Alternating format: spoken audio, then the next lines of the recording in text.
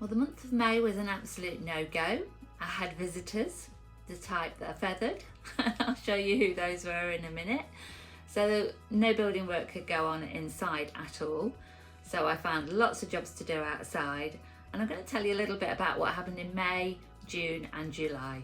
So I hope you enjoy seeing who came to visit. Well, this is a robin's nest, and I only know that because I saw the robin going in and out. And she sat there so patiently for so long. I actually ended up Googling it because it was weeks over. And one day I did get up on a little step ladder and just peek in, and there was no movement at all. And I was really, really worried for her because I thought, she's wasting her time. You know, they're not viable, nothing's going to happen. And then blow me, I walked in 3 days later and these little cheeky monkeys were on the floor, and I couldn't believe anything quite so ugly could turn into a beautiful robin. But they did make me smile, and the look of disdain on their faces. I did keep as far away as possible, but I also did go out and get some sneaky mealworms and just laid them around for them to help mum with the feeding. So yeah, great to have some visitors, but not what I expected. Meanwhile, I had other visitors that, much as I love every animal and bird on the planet, these weren't quite so welcome.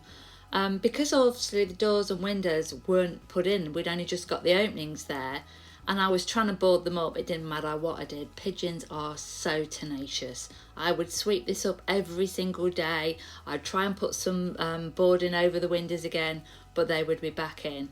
And it was then that I realised that perhaps I was a little bit premature actually oiling all the beams in there, because they did start to look a little bit white in places.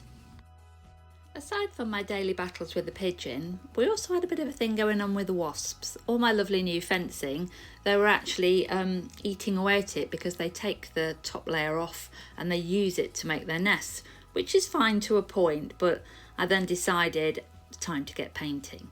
Well, me being me, I set myself my goal as usual, so many panels a day, and luckily it was beautiful weather.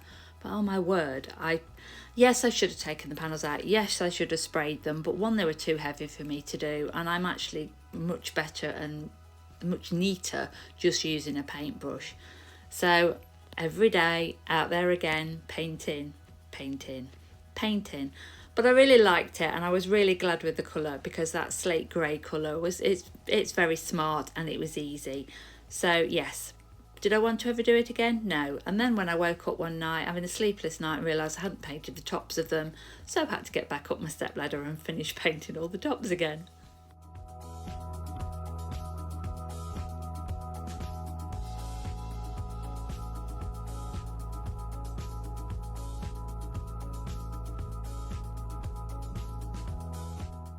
Well, the robins still hadn't left, so I didn't want to annoy them, so I thought, oh, I'll paint the other fence, the other side that goes round the back of the garage. So I found this lovely colour called stone, and I thought, yeah, that would be a bit different. We'll not have the same colour all the way round. So I painted all the way round. And then I drove in one day and looked at it and thought, do you know, it looks really mucky. So I got out the same colour that was as the garage doors, which is what I should have done in the first place. And as you can see here, what a difference the colour makes.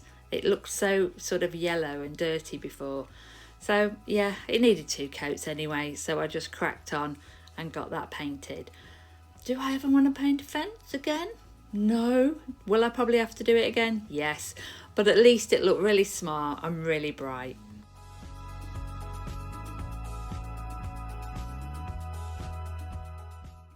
So once I knew that the robins had officially moved out, I could see them out in the paddock and round the hedge, making lots of noise, keeping their parents busy, still demanding food.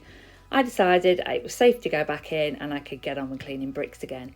So this is just taking the layer of paint off. I didn't want them to look brand new again. This is the back wall in the kitchen, the one where the enamel signs are going to go above. Gosh, it's such a mucky job as well. I didn't think my hair was ever going to look the same again because the fine dust you get from it. What made it worse was I remember painting these exact walls 40 years ago with buckets of whitewash mixed by my grandma, because these used to be the old stables. She called it distemper.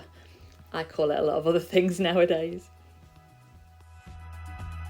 So the end of July came and I got the phone call at last The windows were ready and they were going to be delivered. So next instalment, we'll be getting the windows put in.